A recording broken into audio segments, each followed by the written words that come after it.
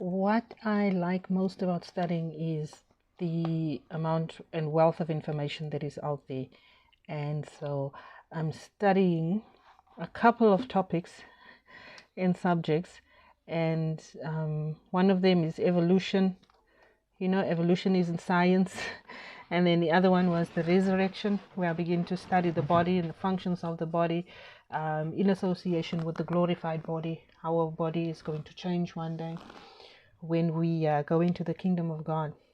But now I came across, while I was studying the effects that COVID-19 virus had on the human body, and I'm looking at some things, the protein spikes in proteins, etc., etc. And then this thing caught my attention. It's called laminin. Laminin. If you can, well, not if you can, I'm sure you can, but please go ahead and just type in laminin. Just type laminin in your Google search, and then just go and see what pops up. Just go for yourself and just look. I'm going to challenge you to just go in onto your Google and then do a search on laminin and what laminin is. You'll be amazed at the picture that will come up there. Let's see. Laminin. Okay. Start again. I'm too excited. This just got me thinking that God is just amazing. He is the creator of all things. He is the creator of all of us.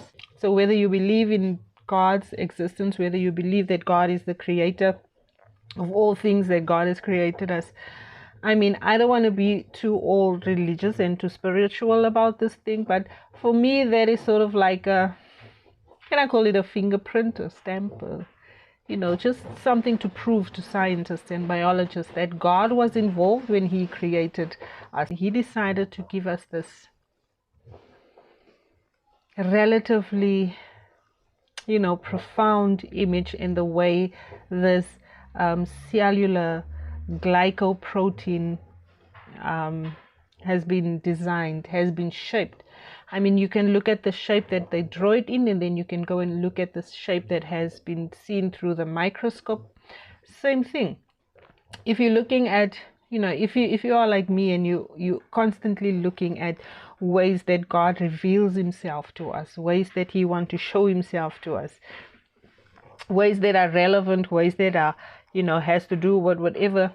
If you are open to these signs, you will see signs. God will show you signs and wonders that He's always there, and He's always been there, and He always will be there no matter what. And if you know me, you've noticed that lately I've just been noticing crosses. I've just been spotting crosses everywhere.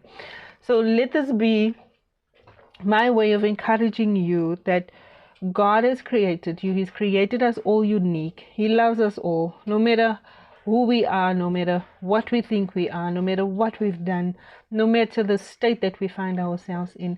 God created us, and He loves us, and He created us all uniquely. Summary on laminins that I've got says that it's a major constituent of the basement membrane, which is an intricate meshwork of proteins separating the epithelium,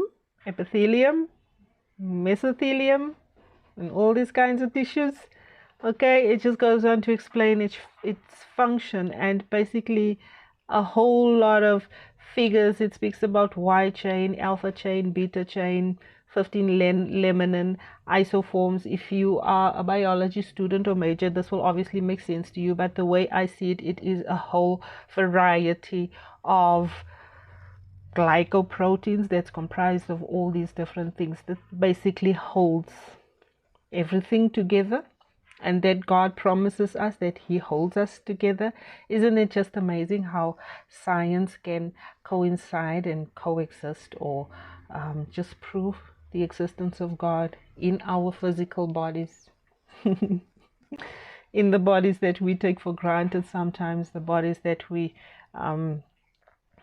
sometimes we want to reject who we feel that God has created us to be. Sometimes we want to reject our purpose because we don't feel like we belong in this body. And He decided to embody this protein, glycoprotein, with all these different kinds of scientific jargon that I wouldn't even attempt to try and explain to you. But all that just boils down, just comes into this one extracellular matrix, is what they call it. And you can go and search it for yourself and equip yourself in knowing, but knowing that God is your creator, and he sort of like placed his stamp on the inside of you. Believe it or not. That is why no sickness can stand against this word. If you just speak his word over your life, if you speak healing over your life, God can transform your disease and your sickness, and God can heal you. He is the healer, period. And if you've come to notice that science has proven it, biology is beginning to prove it, archaeologists are beginning to prove it, naturists are beginning to prove it. At the end of the day, everything points back to God. Everything just goes back to God as being creator, and everything just points back to in the beginning.